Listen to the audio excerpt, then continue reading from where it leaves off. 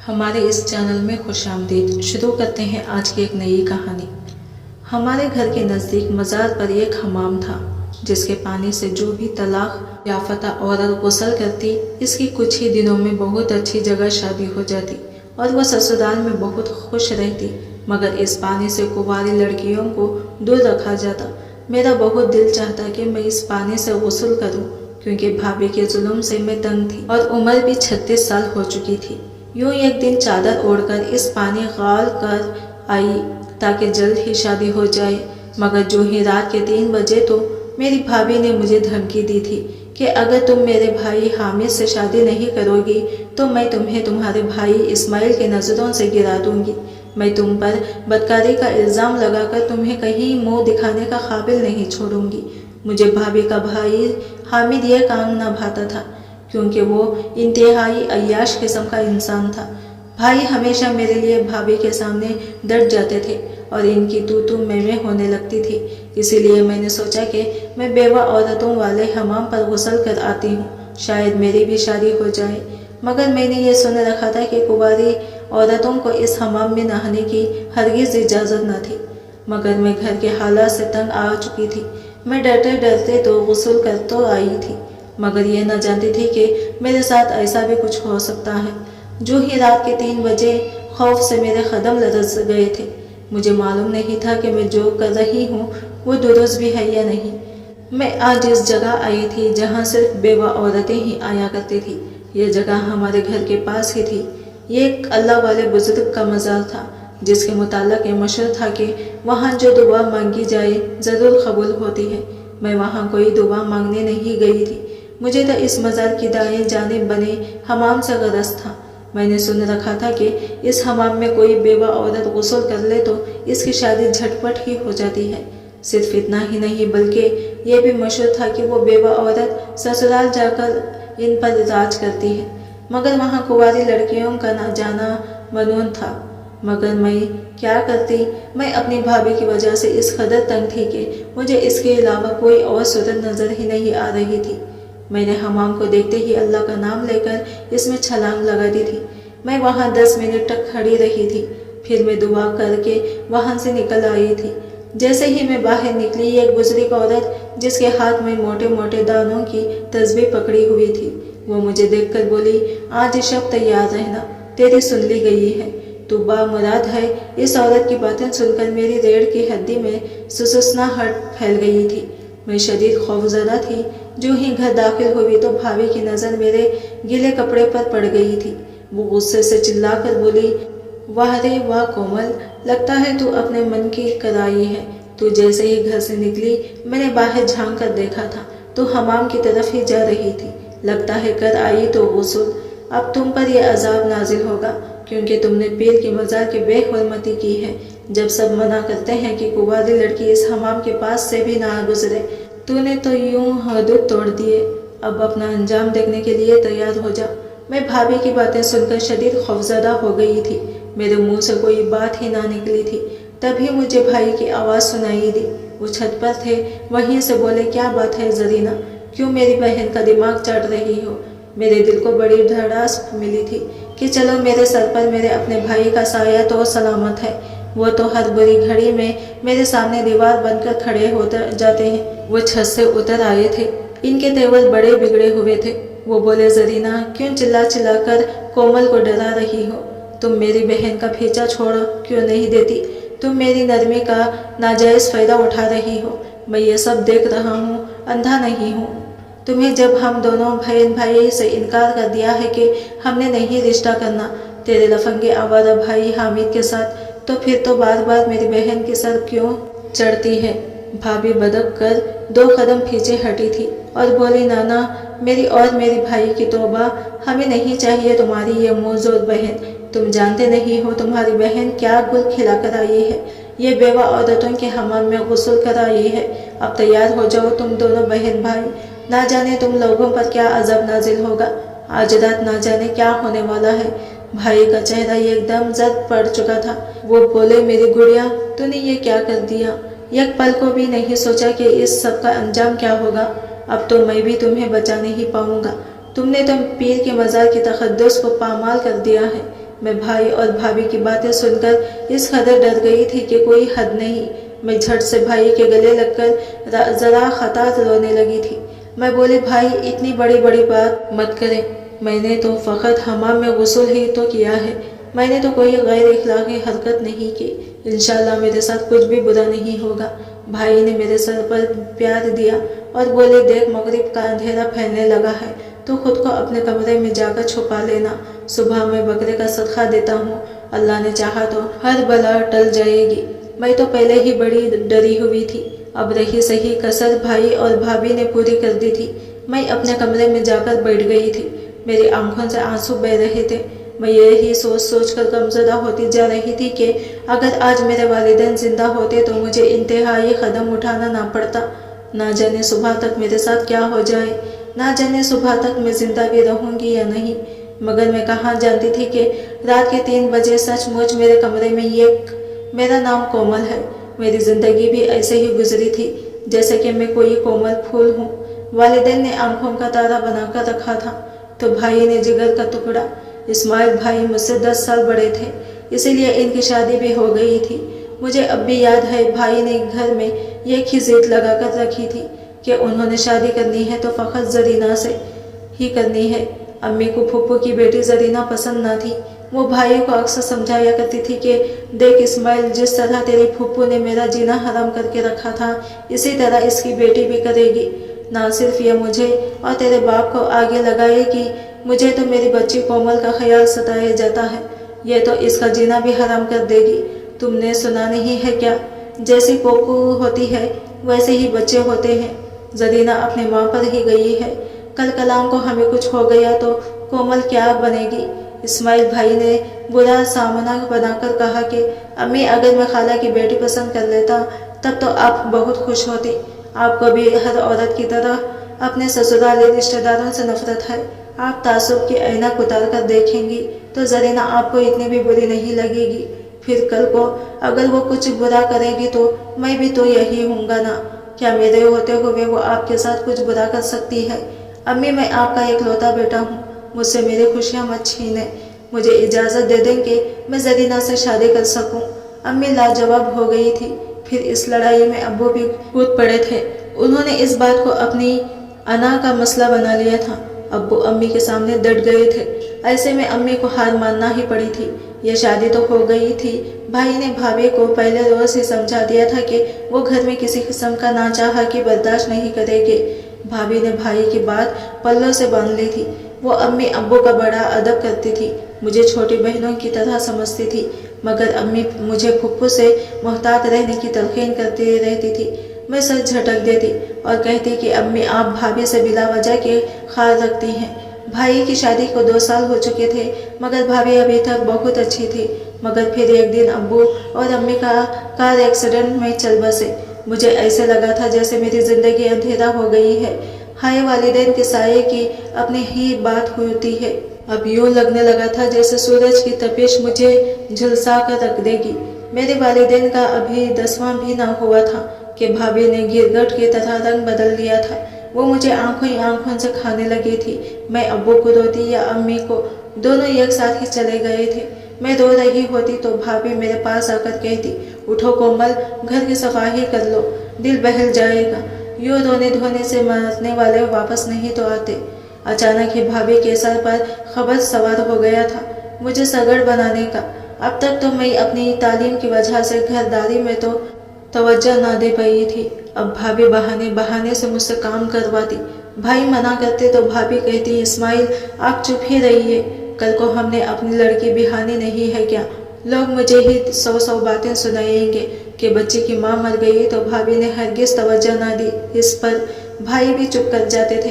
फिर एक दिन मेरी फूफू अपने आवारा अनपढ़ बेटे का रिश्ता मेरे लिए ले आई थी। भाई बोले, बता कोमल, तेरी क्या मर्जी है, क्या तुझे ये रिश्ता मंजूर है? मैंने बड़े मजबूत अंदाज में इनकार कर दिया था। मैं बोली, हरगिज़ नहीं, मैं एमए पास लड़की हूँ, मैं हामिद जैसे जाहिल इंसान से शादी नहीं कर सकती। हामिद के बारे में तो वैसे भी मशहूर था कि वो किरदार का भी अच्छा नहीं है। भाई मेरी बात सुनकर खुश हो गए थे। वो बोले, कोमल, तुमने मेरे दिल की बात कर दी है। मुझे भी जरीना का भाई पसंद नहीं है। फिर भाई ने इनकार कर दिया तो भाभी ने घर में ऐसा फसाद डाला कि अल्लाह की पनाह, भाभी ने 2 दिन ना घर के काम को हाथ लगाया और ना ही कुछ खाया पिया।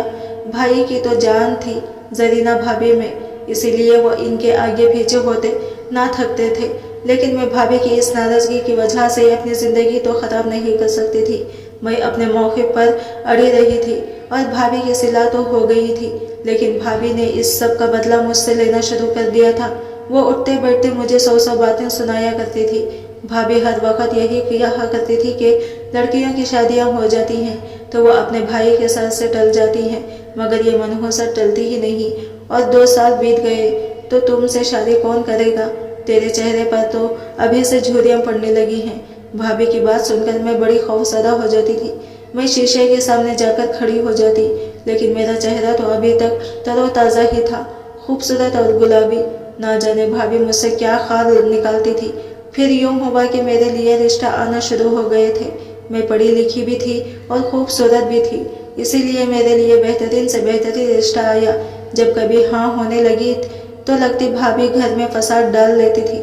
वो भाई के साथ झगड़ने लगती थी और कहती थी कि इस्माइल, अगर तुम अपनी बहन की शादी इस जगह करनी है तो मुझे अभी तलाक देकर फारिग कर दो। भाई एकदम ही डर जाते थे। भाभी की जिद की वजह से मेरे बहुत अच्छे अच्छे रिश्ते भी ठुकरा गए थे। भाई मेरे पास आकर बैठ जाते और बोलते कि कोमल, तू मेरी बड़ी प्यारी बहन है, मुझे तुझसे बड़ा उनस है। मेरा जी चाहता है कि दुनिया की सारी नेमतें लाकर तेरे कदमों में रख दूं, मगर मैं तेरी भाभी को भी बड़ा चाहता हूँ। मैं अपना घर खराब नहीं कर सकता, लेकिन तुम मेरा यकीन कर, मैं तेरी ऐसी जगह शादी करूँगा कि ज़माना देखेगा। मैं दुनिया जहां की खुशियाँ तेरी झोली में डाल दूँगा। भाई की ये बातें मेरी धड़ास बंधा थी, इसलिए मैं अच्छे रिश्ते को इनकार का कम भी सह जाती थी। यूं ही करते कराते मेरी उम्र 35 बरस हो चुकी थी। अब तो भाभी ने मेरा जीना मुहाल कर रखा था। वो भाई को प्रेशर करती थी कि इसकी शादी हामिद से ही करवा दो। भाई भाभी को झड़क कर चुप करवा देते थे। अब मुझे भी अपने चेहरे पर झुर्रियाँ नजर आने लगी थी। अब मुझे यकीन हो गया था कि मेरी शादी किसी अच्छे घराने में होने से रही। भाई भी आखिर कब तक मेरा साथ देते। एक न एक दिन तो वो भाभी के आगे बेबस हो ही जाते। इसलिए मैंने बेवा औरतों के हमाम में गुस्ल कर लिया था। अब मैं अपने कमरे में बैठी डरी हुई थी। रात खतरा पिघल रही थी। तभी अचानक किसने मेरे कमरे का दरवाज़ा इस कदर ज़ोर से खोला कि मेरा सांस तक बंद हो गई। सामने एक नकाब पोश मर्द खड़ा था। वो बोला, तू आज पीर के मज़ार में बने हुए हमाम में गुस्ल कर आई है। मुझे हुक्म हुआ है कि मैं तुझसे निकाह कर लूँ। इतना कहकर वो आदमी आगे बढ़ा और इसने मेरे चेहरे पर रुमाल रख दिया और मैं बेहोश हो गई। जब मेरी आंख खुली तो मैं एक अनजान कमरे में थी और मेरे सामने हामिद खड़ा था। मैं जैसे ही होश में आई है वो मेरी तरफ देखकर बुलंद व बांग खैर कहा कर लगाने लगा था। वो गुलाब फाड़ फाड़ कर हंस रहा था और बोला, बहुत लंबा इंतज़ार करवाया है तुमने कोमल बीबी, लेकिन तू मेरे हाथ ना आई थी। ये तो अच्छा हुआ कि तू हमाम में गुस्ल कराई, इसीलिए मुझे हुक्म हुआ कि मैं तेरे साथ निकाह कर लूँ। अब ये पीर का हुक्म है, ठुकरा सकती है क्या? मैं तो इस सकते से ही नहीं आ रही थी। इतना बड़ा जुल्म हो चुका था। वो हामिद जिसकी मैं शक्ल देखना भी गवारा नहीं करती थी, वो मेरे सामने खड़ा अपनी जीत की खुशी मना रहा था। वो बोला, जल्दी से उठ, मौलवी साहब आने वाले हैं, हम दोनों का निकाह आज ही होगा। मेरा जी चाह रहा था कि मैं कहीं भाग जाऊं, मगर मजबूर थी, ऐसा नहीं कर सकती थी क्योंकि गलती मेरी ही थी, जिसकी सज़ा भी मुझे ही मिलना था। यूँ एक मनहूस दिन में मेरा निकाह हामिद से हो गया था। शादी की फ़कत पहले दिन ही हामिद मेरे साथ ठीक रहा था, फिर इसने अपनी असलियत दिखाना शुरू कर दी थी। इधर फुप्पो ने भाई को मुबारकबाद का फ़ोन कर दिया था कि हामिद और कोमल का निकाह हो गया है। मैं जानती थी कि भाई ये बात सुनकर शदीद गुस्सा हुए होंगे। उन्होंने भाभी को भी बातें सुनाई होगी। भाभी मुझे मिलने आना चाहती थी, इसीलिए फुप्पो मेरे लिए एक सुर्ख सूट ले आई और बोली, इसे पहन लो, भाई आएंगे तो तुझे देखकर खुश हो जाएंगे, नहीं तो तेरी फिक्र में घुल घुल कर हल्कान होता जा रहेगा। मैंने फुप्पो के हाथ से वो सूट ले लिया था। मैं सुर्ख रंग का जोड़ा पहन कर आई तो हामिद को हंसी का दौरा पड़ गया था। वो लूट पूट कर होता जा रहा था। मुझे देखकर बोला, गोड़ी गोड़ी लाल लगम, حامد کے یہ الفاظ مجھے نشتر کی طرح لگے تھے۔ حامد بولتا ہی جا رہا تھا، کہنے لگا، کومل، جب میں تیرا رشتہ بڑی چاہ سے مانگا تھا تب تو مان جاتی تو آج تیری کچھ عزت بھی ہوتی۔ تو پیر کے حکم سے اس گھر میں آئی ہے، میری نظر میں تیری اوقات دو کوڑی کی بھی نہیں ہے۔ اتنے میں بھائی آ گئے تھے۔ حامد خوش آمدی انداز میں ان سے ملا تھا۔ بھائی حیران تھے کہ آخر یہ سب کیا ہوا ہے۔ میں نے ان کو پوری داستان سنا دی تھی کہ اس رات کسی طرح مجھے حامد اغوا کر کے لے آیا تھا۔ بھائی کو بہت دکھ ہوا تھا، مگر اب نکاح ہو چکا تھا تو کچھ نہیں ہو سکتا تھا۔ حامد نے میری زندگی جیرن کر کے رکھی ہوئی تھی۔ میں نے تو کبھی خواب میں بھی نہیں سوچا تھا کہ وہ شادی کے بعد اس قدر بدل جائے گا۔ صبح شام میرے چہرے کی عیب بیان کرے گا، ساری رات میرے سامنے طرح طرح کی لڑکیاں کے ساتھ فون پر باتیں کرے گا۔ میں حامد کے ساتھ رہتے ہوئے ذہنی مریضہ بنتی جا رہی تھی۔ میں شادی کے بعد ایک بار بھی بھائی کے گھر نہیں گئی تھی، کیونکہ میں جانتی تھی کہ زرینہ بھابھی میرے ساتھ کیسا برتاؤ کرے گی۔ حامد کے ساتھ اس عجیب سے رشتے میں رہتے ہوئے 1 سال کا عرصہ بیت گیا تھا۔ ایک دن مجھے بھائی کا فون آیا۔ وہ بڑے خوش تھے۔ انہوں نے بتایا کہ ان کے گھر اللہ کی رحمت پیدا ہوئی ہے۔ میں نے ان کو مبارکباد دے کر فون بند کر دیا تھا۔ میرے بھائی کے گھر اولاد کی خوشی پورے 22 سال بعد آئی تھی۔ میری ساس اور حامد نے مجھ پر بڑا دباؤ ڈالا کہ میں ان کے ساتھ بھابھی کے گھر جا کر انہیں مبارکباد دے کر آؤں، مگر میں حامد کے ساتھ رہ کر اتنی بدل گئی تھی کہ میں مروتا بھی بھابھی کو مبارکباد نہ دی۔ 1 ہفتے بعد بھابھی خود ہی ہمارے گھر آ گئی۔ وہ زار و خطا رو رہی تھی۔ مجھے دیکھتے ہی میرے قدموں میں گر کر مجھ سے معافی مانگنے لگی تھی۔ میں حیران تھی کہ آخر ان کو ہو کیا گیا ہے۔ بھابھی بولی، کومل، تم نے میری بچی کی بددعا دی ہے نا؟ تم نے مجھے بددعا دی تھی نا؟ میری بچی کو دل میں سوراخ ہے، وہ بڑی تکلیف ہے۔ تم مجھے معاف کرو تو شاید اللہ میری اولاد پر اس آزمائش سے ہٹا لے۔ مجھے بڑا دکھ ہوا تھا۔ میں بولی، بھابھی، میں حامد سے شادی کرنے کے بعد جن حالات سے گزری ہوں نہ، میں نے دعا بھی کرنا چھوڑ دی تھی۔ بددعا تو بہت دور کی بات ہے۔ بھابھی روتے ہوئے بولی، ہماری بیٹی کے آگے میرا اور اسماعیل کے گناہ آ گئے ہیں۔ میں نے ایک دم ہی بھابھی کو غصے سے ٹوک دیا تھا۔ میں بولی، بھابھی، آپ خود کو کوسیں، میرے فرشتے جیسے بھائی پر الزامات مت لگائیں۔ بھابھی روتے ہوئے بولی، کومل، میں تمہیں آج ایک داستان سناتی ہوں۔ یہ داستان کسی اور کی نہیں بلکہ تمہاری ہے۔ تم جانتی ہی ہو نا، تمہاری امی نہیں چاہتی تھی کہ اسماعیل کی شادی مجھ سے ہو، کیونکہ ان کو لگتا تھا کہ میں ان کے ساتھ اور تمہارے ساتھ برائی کروں گی۔ ماموں اور مومانی نے مرنے سے پہلے ہی اپنی ساری جائیداد اور تمہارے نام لگا دی تھی۔ اسماعیل کے نام صرف وہ گھر کیا تھا جس میں ہم رہے تھے۔ اسماعیل تو غصے سے پاگل ہو گئے تھے۔ وہ کہتے تھے کہ زرینہ، تم دیکھ لینا، یہ جائیداد میں گھر سے نکلنے نہیں دوں گا، میں زرینہ کی شادی ہی نہیں کروں گا۔ بھابھی کی باتیں سن کر میں بے ہوش ہوتے ہوتے بچی تھی۔ میں نے نفی میں سر ہلا دیا تھا۔ بھابھی بولتی جا رہی تھی، میں نے اسماعیل سے کہا کہ جوان بہن کو گھر جو بٹھانا ہے، ایسا کرتے ہیں کیا؟ ان کی شادی حامد سے کر دیتے ہیں، کیونکہ وہ کومل کو پسند کرتا ہے۔ حامد کے سامنے ہم یہ شرط رکھ دی گئی کہ کومل کی جائیداد کے ساتھ اس کا کوئی تعلق نہیں ہوگا۔ اسماعیل کو یہ تجویز اچھی لگی تھی، مگر تم نے شادی سے انکار کر دیا تو اسماعیل نے تمہاری ہاں میں ہاں ملائی، کیونکہ وہ کروڑوں کی جائیداد کی مالکن بہن کو ناراض نہیں کرنا چاہتے تھے۔ پھر جب بھی تمہارے لیے کوئی رشتہ آتا تو اسماعیل مجھے پہلے سے ہی سمجھا دیتے کہ میں گھر میں لڑائی جھگڑا ڈالوں۔ اس طرح اسماعیل رشتے کو انکار کر دیتے۔ ایک دن میں نے پڑوسن سے کہا کہ وہ میرے گھر آ کر پیر کے مزار میں بنے حمام کے متعلق یہ جھوٹ بول دیں کہ وہاں اگر بیوہ عورت غسل کرتے تو اس کی شادی ہو جاتی ہے۔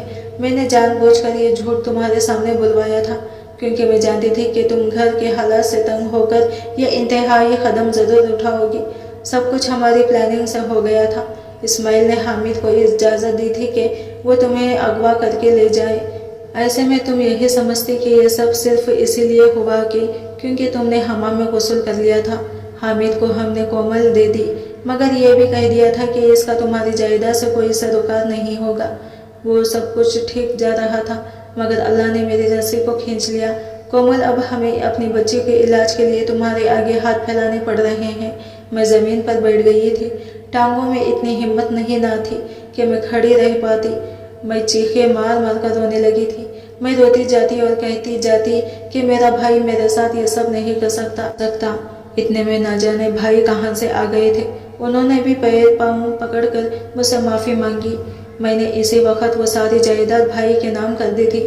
میں بولی مجھے ایسے روپیے پیسے کی ضرورت ہی نہیں جو رشتوں سے احساس ختم کر دے۔ اتنا کہہ کر میں حامد سے کھلا لے کر وہ گھر چھوڑ کر خالہ کے گھر آ گئی تھی۔ خالہ نے میرے لاکھ منع کرنے کے باوجود میرا رشتہ ڈھونڈ کر میری شادی کروا دی تھی۔ میری شادی بہت ہی اچھے گھرانے میں ہوئی تھی۔ اب میں ایک نہایت خوشحال زندگی گزار رہی ہوں۔ مجھے خالہ فون پر اکثر بتاتی رہتی ہیں کہ میرے بھائی اور بھابھی نے مجھ سے جو جائیداد ہتھیائی تھی وہ اب ان کی بیٹی کے علاج پر ہی صرف ہو رہی تھی۔ وہ جائیداد ان کے بھی کسی کام نہ آئی تھی۔ آج کی کہانی آپ کو کیسی لگی کمنٹ کر کے ضرور بتائیے گا، اور ویڈیو اچھی لگی ہے تو لائک شیئر ضرور کیجیے گا، اور ہمارا چینل انمول اردو کہانی کو ضرور سے سبسکرائب کریں تاکہ ایسے ہی ویڈیوز آپ کو ملتی رہیں۔ اور ملتے ہیں اگلے نیو ویڈیو کے ساتھ، تب تک کے لیے بائے بائے، ٹیک کیئر، اللہ حافظ۔